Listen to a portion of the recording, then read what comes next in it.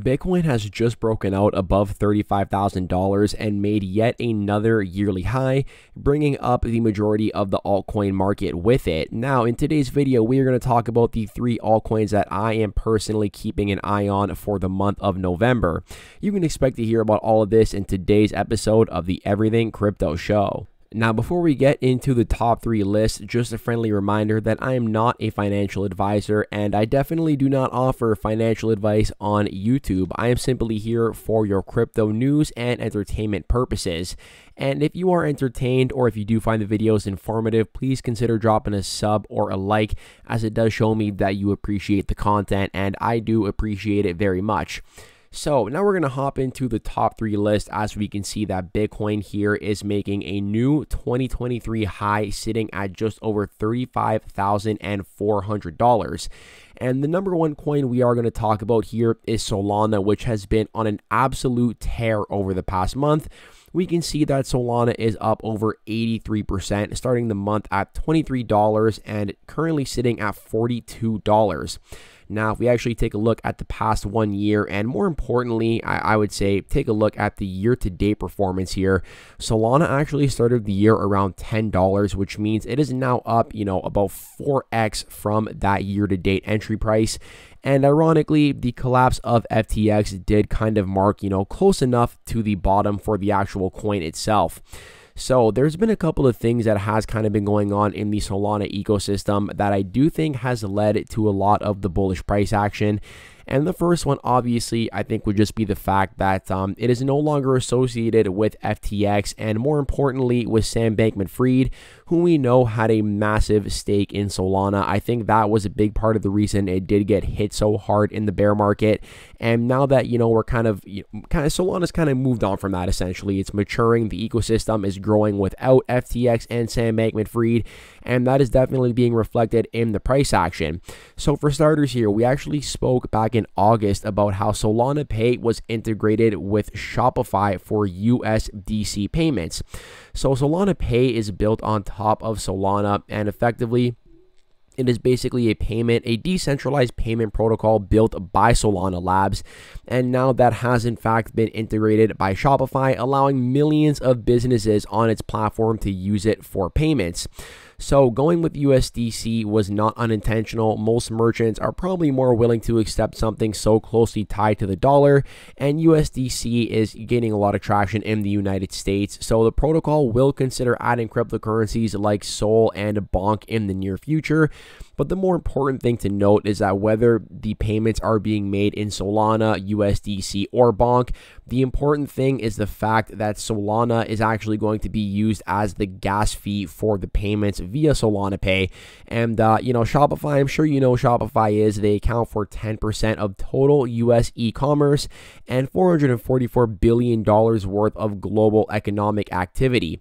So very cool to see that Shopify did actually integrate Solana Pay here.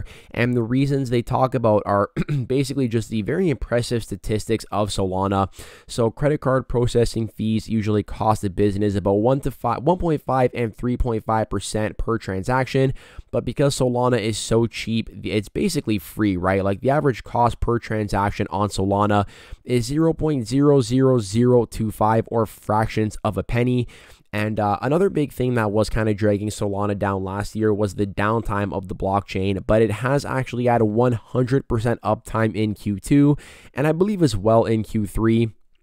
So very interesting to note here that Shopify did go ahead and integrate with Solana Pay, or basically Solana Pay integrated the plugin with Shopify for USDC payments.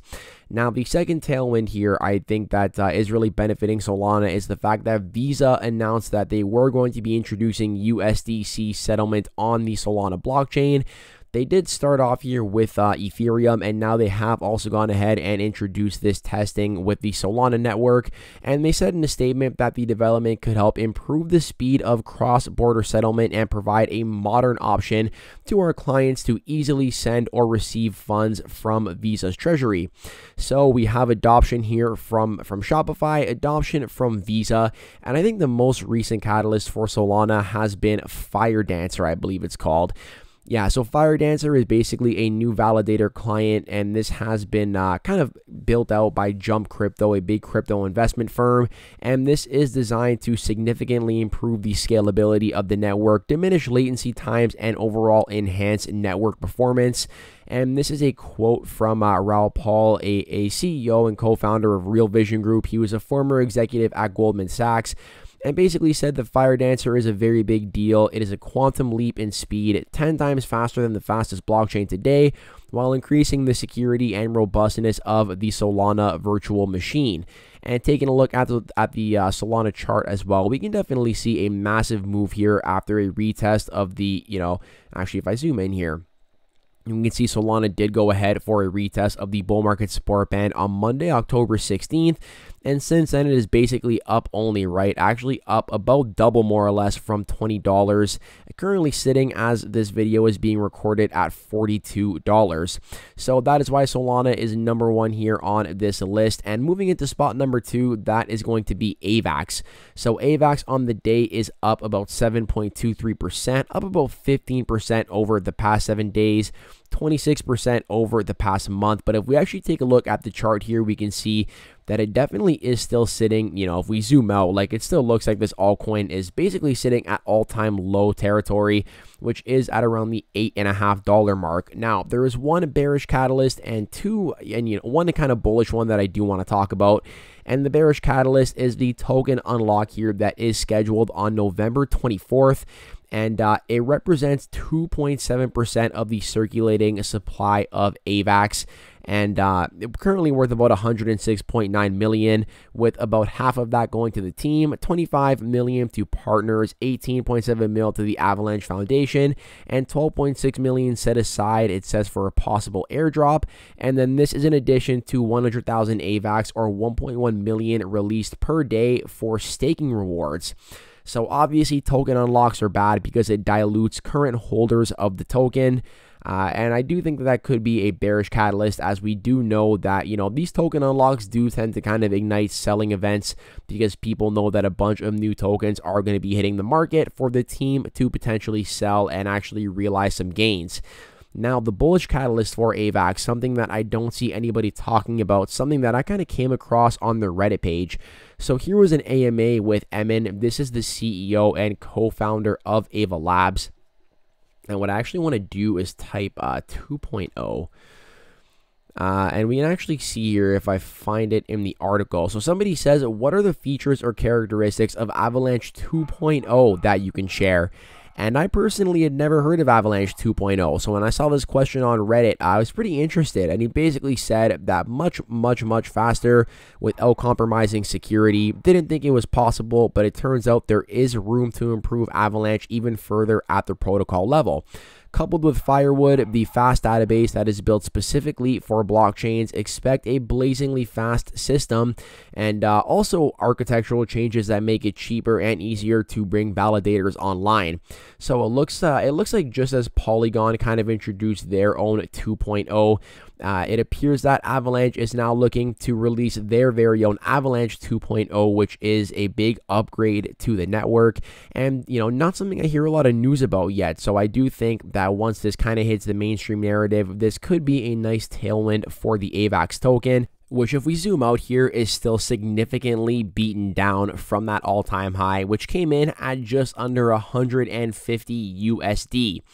Now, the third and final token for this video is Chainlink, okay? Chainlink has had a very impressive month, up over 53, that just changed to 47%, and this was following a breakout on Link token after about 530 days of consolidation. So I do believe that Chainlink has also seen a nice move to the upside for a couple of reasons here, and this is actually a tweet from Chainlink highlighting some of their biggest collaborations recently. So Swift is a standard messaging network for 11,000 plus banks, and they actually did partner up here with Chainlink to basically connect private and public blockchains. So this is the PR release. The PR release, that makes no sense, but this is the press release from Swift. So Swift unlocks potential of tokenization with successful blockchain experiments connecting private and public blockchains through Chainlink's cross-chain interoperability protocol. And it says Swift successfully demonstrated that it can provide a single point of access to multiple networks using existing secure infrastructure, significantly reducing operational challenges and investment required for institutions to support the development of tokenized assets. And this was powered by Chainlink. So I think that's reason number one there, right? And then reason number two is bringing capital markets on chain with DTCC. So the DTCC announced that they are collaborating with Chainlink and exploring how CCIP could potentially serve as a universal gateway for interacting with blockchains for new and existing back-end systems. And last but not least, or actually this is not the final one, number three was settling tokenized assets cross-chain with the New Zealand banking group, the Australia and New Zealand banking group, a leading Australian bank with over $1 trillion in assets under management.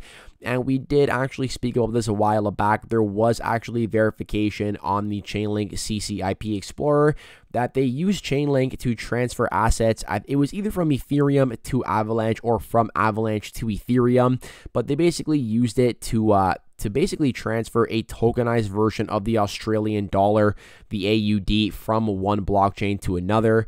And last but not least, Vodafone's digital asset broker is exploring the use of a CCIP-powered global use case.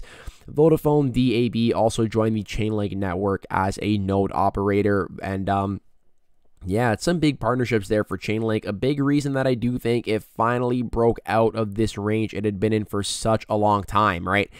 Now, here's the thing. Chainlink was trading in this range for a very long time. We actually finally did break out of this trend. And you can see here, right, like the move from the breakout has been explosive. After 532 days of consolidation, Chainlink is up even 20%. Had you just bought the breakout, had you bought in above that, basically clearing out this range high, sitting at about $9.50 more or less, let's call it. So definitely been a very nice move for Chainlink, but the institutional adoption does continue for this project. The big partnerships continue, and that is why Chainlink is the third and final altcoin I will be keeping my eye on for the month of November. So on that note, I hope you did enjoy the content in today's video. You know what to do. If you made it all the way to the end, you are an absolute champion. Let me know in the YouTube comments down below and claim that champion status. I'm wishing you all an amazing weekend ahead, and I hope to catch you in the next one. Peace out for now.